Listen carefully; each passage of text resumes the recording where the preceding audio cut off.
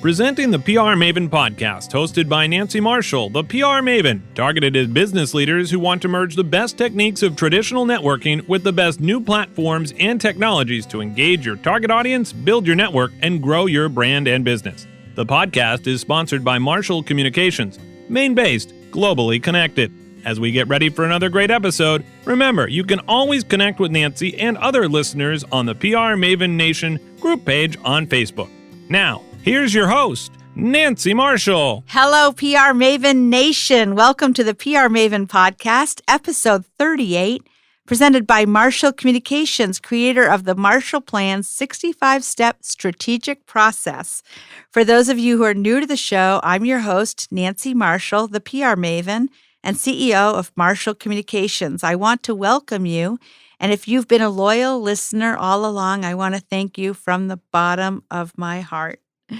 The podcast provides a unique perspective on the world of public relations and personal branding, including what I hope will be actionable takeaways.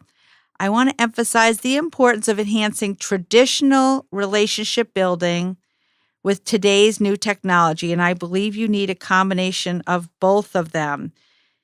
You know, in the olden days, before the internet, we relied on face-to-face communication and sometimes the telephone to make connections. And now we have all these new tools, and I think you need both. Although I do sometimes think that if Alexander Graham Bell now invented the telephone and we said, hey, there's this new thing, and you can actually call somebody and talk to them in real time, back and forth, we'd be like, wow, that's amazing. In any case, today's guest is Lisa Steele, founder of Fresh Eggs Daily. Welcome, Lisa. Thank you so much for having me. It's nice to be here, and we're here at NESCOM, the New England School of Communications at Husson University in Bangor, Maine. And Husson and NESCOM have been nice to allow us to record several podcasts here today, and I spoke to a class earlier, and it's been just such a pleasure. So Lisa Steele, and it's a pleasure to meet Lisa, but she's a fifth-generation chicken keeper and Maine master gardener, a lifelong New Englander except for a short stint working on Wall Street and then bouncing around a bit with her Navy husband.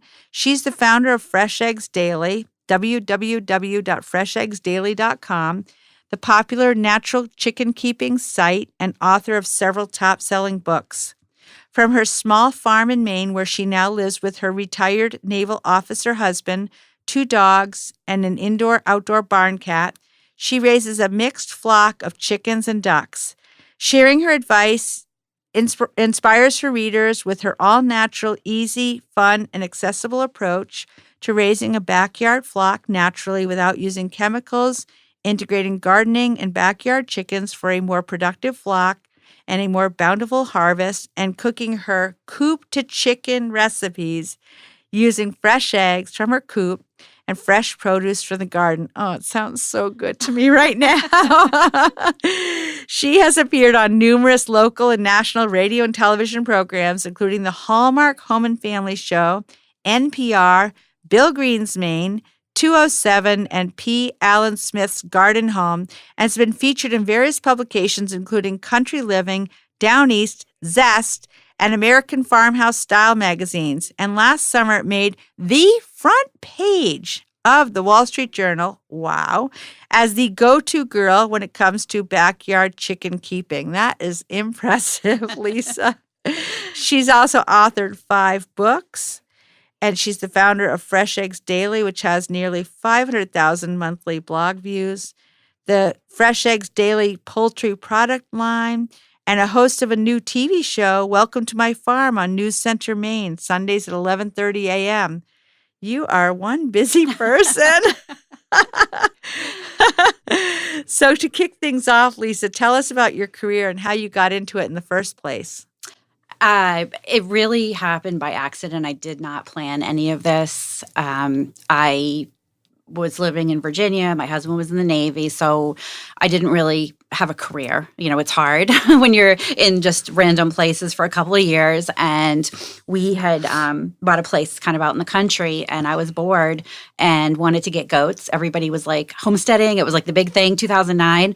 And he thought goats wouldn't be all that fun and suggested chickens. And we started raising chickens, and it just kind of evolved. My grandparents had chickens. I had chickens as a kid. So when I started my Facebook page and started posting my pictures, people started asking questions, and I realized that I knew more than I thought I had just from absorbing it, from growing up with it. And I started answering questions, and it just went Facebook page, blog, books, the whole thing. So I'm thrilled because I love what I do, but I definitely did not day one plan this whole progression.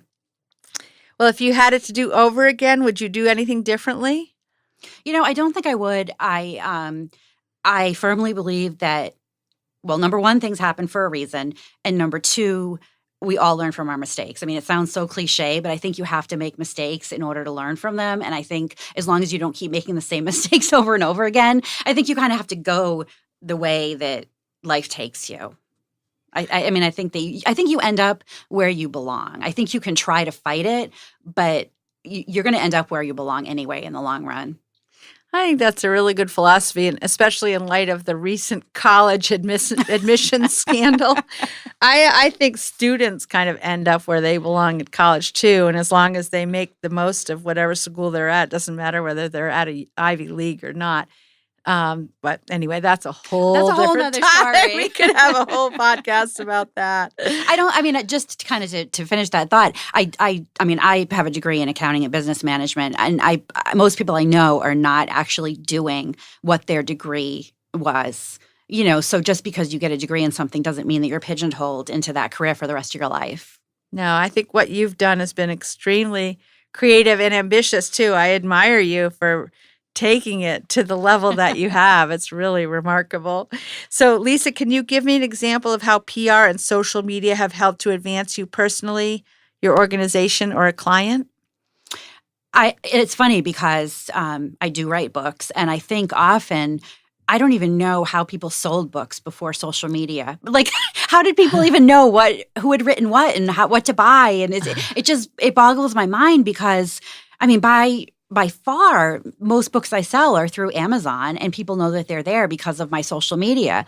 So, I grew up, before social media, but I don't recall knowing, which new books were out or if an author had a new book out. I think it's just become so easy in a way to market things because you can just throw a tweet up and you can reach, however many people, whereas how many people would have to walk into a bookstore and randomly pick up your book in the past? That's right. Exactly. Well, it's funny because back in the day, I guess they read the newspaper. I guess. And, since I'm friends with quite a few newspaper people, I hope that people are still reading the newspaper now. But can you give me an example of how social media, PR, and advertising have helped to advance you personally or your company?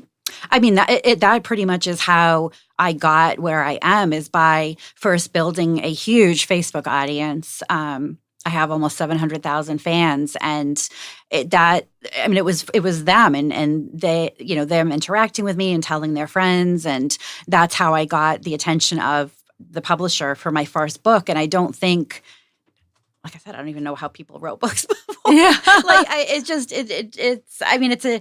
It's a great way to reach people, is all I have to say. I don't even know. I have over 1,000 personal Facebook friends. I don't even think in real life I know 1,000 people. So it's just on such a much larger scale than our own lives are. Right.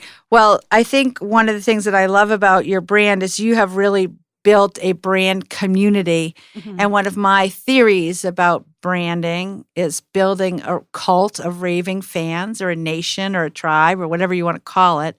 It's kind of like McDonald's has a huge brand, and on the golden arches it will say billions and billions served. And there's a reason that they have such a big brand. There's billions of people who know, like, and trust the McDonald's hamburgers. So you've done that with chickens. And I think that's where my business background came in handy, because I noticed early on that, I would see someone on TV or, find them on Facebook, and then it was impossible to find them on other platforms because they weren't consistent.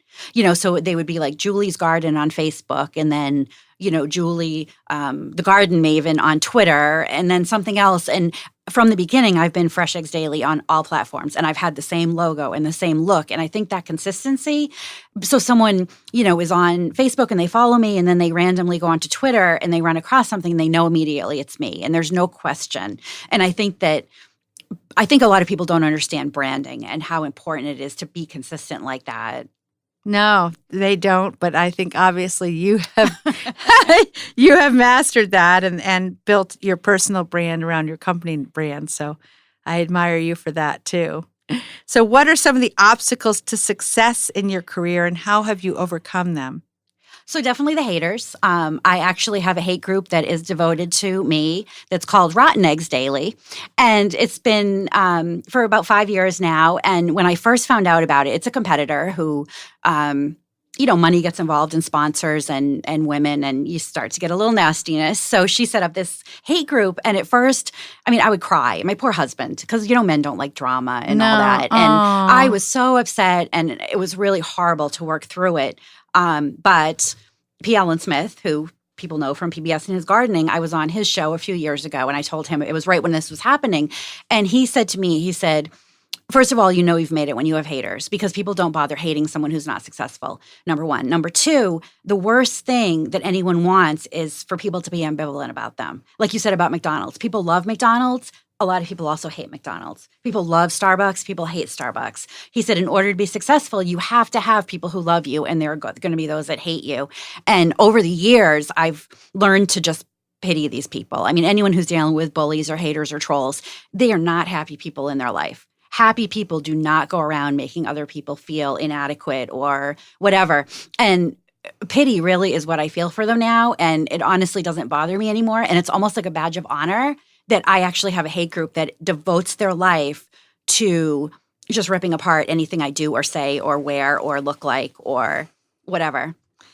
Yeah. And I think you're probably pretty busy with your brand building. Can you imagine having enough time in your day to I know for me personally, I have so much going on building the brand of the PR Maven and Marshall Communications. And if I tried to take time out of my day for hating on somebody else's brand, and it's got to be so draining. I can't, the amount of energy that and I just look at this other woman and think to myself, maybe you would be a little more successful if you would concentrate on building your own brand instead of trying to tear down mine. You're never going to be successful doing it that way.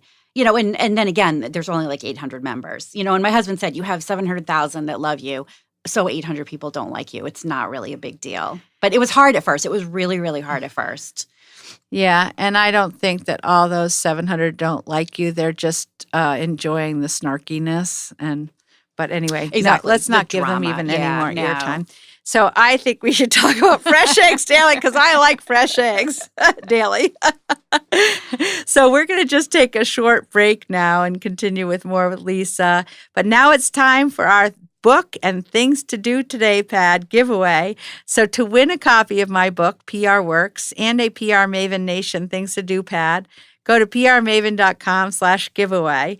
I gave Lisa one, and I think she's already planning what she's going to write down on it.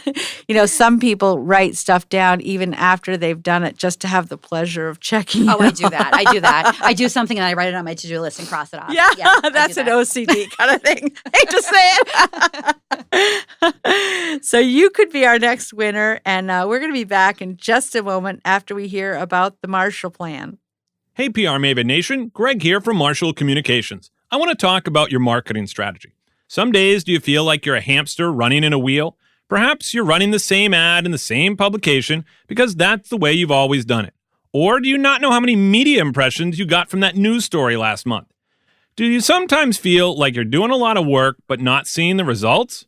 Well, the good news is you're not a hamster. And if you're feeling like your marketing plan could be better, we'd love to help. At Marshall Communications, we worked with a wide range of businesses and organizations to create a customized marketing strategy known as the Marshall Plan. During a period of 3 months, we meet with you and your top stakeholders to learn about your world, what keeps you up at night, and best of all, the ways we can work together to combine your knowledge and our marketing and public relations experience to avoid the feeling of spinning in a wheel and create a 3-year marketing plan that provides you with a vision for success. The Marshall Plan is a fully customized document using our 65 proprietary steps and leads to a playbook for your success. And trust me, it feels so much better than running around in a wheel. Now's a great time for you to grow your business, increase your profits, and most importantly, measure your results. If you think your business or organization would be a candidate for a Marshall Plan, you can take our Marshall Plan quiz to find out. Visit marshallpr.com/quiz. And if you'd like to schedule a free consultation about a Marshall Plan, visit marshallpr.com/consult or call us at 207-623-4177. Be sure to mention the code PODCAST for your free gift. So welcome back. And today we're talking with Lisa Steele, founder of Fresh Eggs Daily. And I want to dive right back in with more questions. So Lisa, how do you measure success in your PR, social media, and marketing? That's really interesting because the metric that most people use, obviously, is number of shares, number of followers, number of page views, number of whatever.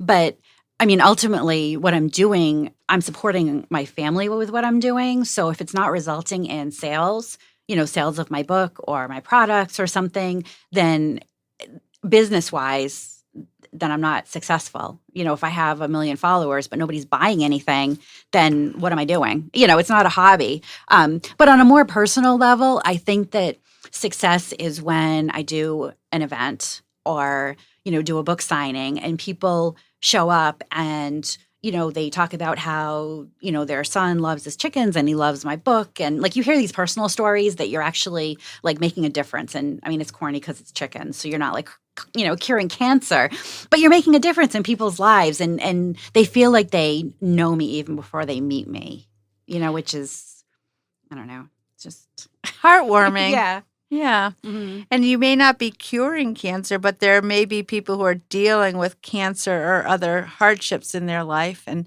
if they discover chickens. And it makes their life happier. Exactly. Mm-hmm. Yeah. And what's better than Fresh Eggs Daily? Right? I mean, really. So that is a great trade name. So most successful people have a network of fans and followers, either online or in person or both. How have you built your network of fans and followers, and has it been a conscious goal or has it happened on its own? It wasn't conscious. I mean, at first, like I said, I didn't have a plan and I didn't plan to turn this into a business or anything. But as people started following me and we started chatting and getting to know each other virtually, and then I started doing events, whether it was a book signing or a feed store event or something like that. And as we were talking earlier, I really am a huge introvert. So for a long time, I didn't do any personal events. Part of the reason I write is because I'm comfortable at home by myself and all that behind the screen. But I realized that the events are really important because face-to-face, like you were saying with the telephone, face-to-face has just gone by the wayside. So when you do meet somebody in person, every person I meet is going to be a lifelong fan. Me over another chicken blog or another because they've actually met me in person. So I do a lot of traveling now and I do a lot of events because every person I can make a personal connection with, they're going to tell their friends. We take pictures. They say, I've actually met her. It makes a huge difference. And you have such a leg up really on your competition because you are making that personal connection. Same with other brands that I work with. I've worked with some people for almost 10 years. I've never met them. Some of them I've never even talked on the phone with. It's been all email. For almost 10 years. That's crazy. Well, I'm just sitting here just so happy that you're saying this because the whole premise and the whole theme of this podcast is that you need to combine that face-to-face relationship building with social media. And it's both. You can't just do one without the other. And anybody who might be a little bit older in this, and they say, "Oh, I can't deal with any of that social media stuff." Well, you're kind of just checking out of life. I don't think you might not have to do every social media platform, but you need to engage in some way or else you're missing out on a lot of life.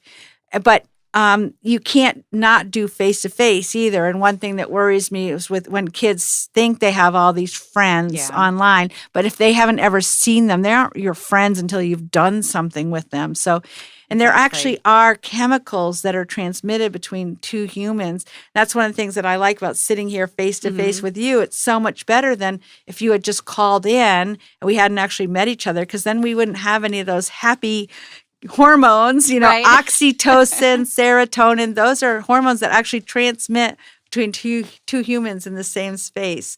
And so that is the platform of the PR Maven podcast. I did not realize that. I probably should have known that. Yeah, that's okay. It's very true. And I do feel differently about the companies that I work with when I've actually met them. It's very different than just the email or the phone thing. So yeah, it's important.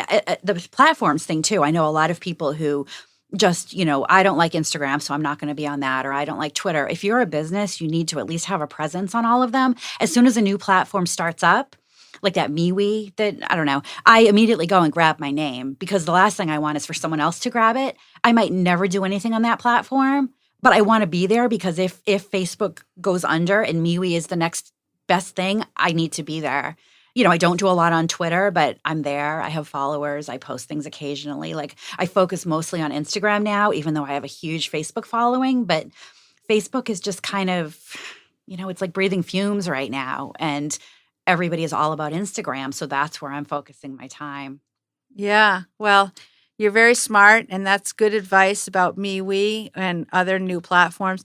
And also to grab your URL, like yourname.com. On any platform I hear of. I mean, there was one, and it actually already went under. It was kind of I think it was like a YouTube kind of thing where you could do like two people, like you could do podcasts on it. Oh, yeah. And I went on that and grabbed it immediately, but then it folded. But I was like, no harm done. It's not like it cost me anything. Right. So you definitely at least have to grab it. I mean, even Snapchat, I'm on Snapchat. I got my little thing and I found my outfit, and that's about as far as I got. Yeah. But I'm there. Oh, you have your Bitmoji. I do, and she's all dressed. I like her outfit. Yeah.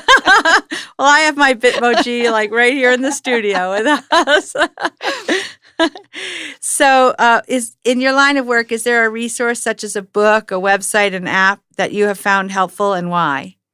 Actually, one of the reasons that I do what I do is because when I first started out, there wasn't a lot of information about raising chickens naturally and all that. So I went way far back to like old, reference books and that. And that's why I started writing books, because I thought the information needed to be out there because it wasn't out there. I don't tend to follow other chicken keeping blogs or websites or that. I follow, cooking blogs or crafts or just ones that I'm kind of inspired by. Like, I like their design or how they do things. And I feel like I learn from people in other niches almost more than those in my own, because I'm kind of looking at fresh ideas. I don't know if that makes sense. No, totally makes sense. You get inspired. You get out of your own box. Right. And I either figure out a way to adapt things for, chickens, or it just is something that's universal. But I think if you just stay within your own community, you just keep going around in circles, so I kind of branch out and just learn a lot from different sources. Yeah, yeah. Well, I think it's working for you, and I'm very impressed. Just as a side note, my chicken, those little dot drawings they do for the Wall Street Journal? Yeah. My chicken got one, and she was the first chicken to get a little dot drawing, which I thought was really cool. Awesome. I was like, you're not going to do me, you're going to do my chicken? Okay. Yeah. What was the date of that in case people want to Google it? Darn. It was summer. It might have been like last summer. We'll actually put it in the show Okay, notes, I can find that. Okay, yeah. We'll definitely put I have the link to it on my okay, website. We'll put a link to it in the show notes. It must have been a slow news week is all I have to say. No. It was summer, people were on vacation. It's one of those quirky things. And I know you're a big believer in publicity and the power of media relations. That's an example that if you get a big PR placement like that, it's going to give you the legitimacy that, again, others don't have. So kudos to you. And it did. It did lead to immediately afterwards a few other opportunities. So, I mean, any little, as an aside, my book was featured on The View last summer as one of the summer reads. So I was like, oh, of all things, The View, because it's so controversial. That's like a lose-lose. Like, you're going to lose half your following no matter what. And I had people like sending me, hate mail saying, how could you, associate with a show like that? It's so bitter and negative. And I was like, A, I didn't know my book was going to be on it. And B, I mean, I'll take money from Republicans and Democrats equally. Like, I'm promoting my book. Like, everyone should raise chickens. It's not political. Exactly. And you can't look at one news source or another as that's not what you're doing. Like, if your brand isn't political, then you just need to be open to every opportunity. Exactly. It wasn't paid advertising. No, it wasn't. I didn't even know until my publisher said they contacted me and everyone in the audience is getting a copy. And I was like, yeah, that's awesome. Yeah, I believe it is awesome. So good for you. What would be your one piece of advice for someone starting their career? You can't force it. You have to do something you're passionate about. I have seen over the years a lot of people jump onto a bandwagon, whether it's chicken keeping or homesteading or whatever it is that they think is the new hot thing that everybody wants to blog about and read about, and they think they're going to make, quick money by jumping into this. And if you're not passionate about it, I mean, it's hard work. I work more hours now than I ever did in a cubicle. And if you don't love what you do, you're going to burn out. Your audience is going to notice it. One of the comments I get most often from people is that I seem very genuine and very passionate. And you can't fake that. It just comes naturally, and it makes your job easier. So you just have to pick something you're passionate about, or it's not going to work. Well, I could so relate to that because since starting this PR Maven podcast, I feel so energized, and I feel like it's bringing together everything that I was born to do and everything that in my career has led up to this. And I just love having these conversations with people kind of centered around PR, but so many other aspects of the conversation enter in. And so I feel the same. And see, I can way. sense that from you because I've done a lot of interviews, and sometimes they're so flat because I just feel like the interviewer isn't invested in the whole thing as much. But you clearly are. So it makes it a lot easier. Well, I'm having a ball. And it's my job. So right? Yay, I won the lottery. Well, wasn't it Samuel Adams or the Sam Adams beer that says if you love what you do, you'll never work another day in your life? And that is such a cliche, but it's 100% true. Exactly. Or find something you love and then get someone to pay you to do Exactly. it. Yep. So is there a parting thought you'd like to share with PR Maven Nation today? I know you gave me the questions in advance, and I probably should have studied them a little bit That's better. Okay. But I don't think there's one thing to sum it up, but I think just that if you are building a brand, you have to build a brand and make it cohesive, and everything you do has to be. You have to have a vision, and everything that you do has to kind of funnel into that vision, or you're going to be all over the place. Because once you start getting successful, you're going to get offers from all over the place. And you have to really narrow it down to things that make sense for you and your brand and your family and your lifestyle and that whole thing. I mean, don't sell out. I think it's easy to sell out in this world. Yeah, it's very easy to sell out. So you have to keep your integrity but you also sometimes have to monetize things. And I think you have figured out to do that. Right. Yeah, well, exactly, without because selling we do it. have to pay our bills. So, Yeah, exactly. Yeah. Much as I would love to just give free information and advice and You have to entertainment. feed those chickens. Right, exactly. Got to feed the chickens. So my final question is to help PR Maven Nation connect with you. What are some of the best ways they can get in touch with you or follow you or see your content? So as I mentioned earlier, since everything is at Fresh Eggs Daily, you can basically go on any platform and just look for Fresh Eggs Daily, fresheggsdaily.com. My email, fresheggsdaily@gmail.com. I'm pretty consistent there. So I even have fans who, when they go to Google, whatever question it is they're asking, they just put Fresh Eggs Daily on the end of it just to make sure that my content comes up, which I think is pretty cool. That is totally cool. Yeah. Yep. Yeah. And I'm sure that, the Google, I always say the Google is like Santa Claus. They know everything. So I'm sure Google knows Fresh Eggs Daily. They do. They've been pretty kind to me. Yeah, that's awesome. Well, you've been kind back. So they know. It's like Santa Claus. They know if you've been naughty or nice. True. Very true. So that wraps up our conversation today with Lisa Steele from Fresh Eggs Daily. And she actually had seen me in the March issue of Down East magazine.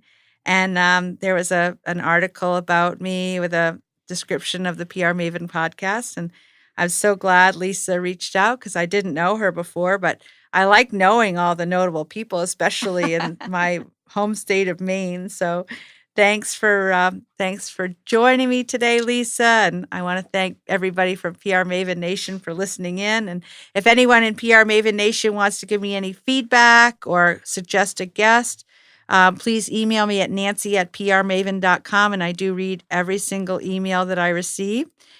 This podcast is presented by Marshall Communications, the creator of the 65-step Marshall Plan strategic process. And to learn more about the Marshall Plan, visit marshallpr.com. And check out our Marshall Communications webinar series also. For a full schedule of our free webinars, go to marshallpr.com/webinars.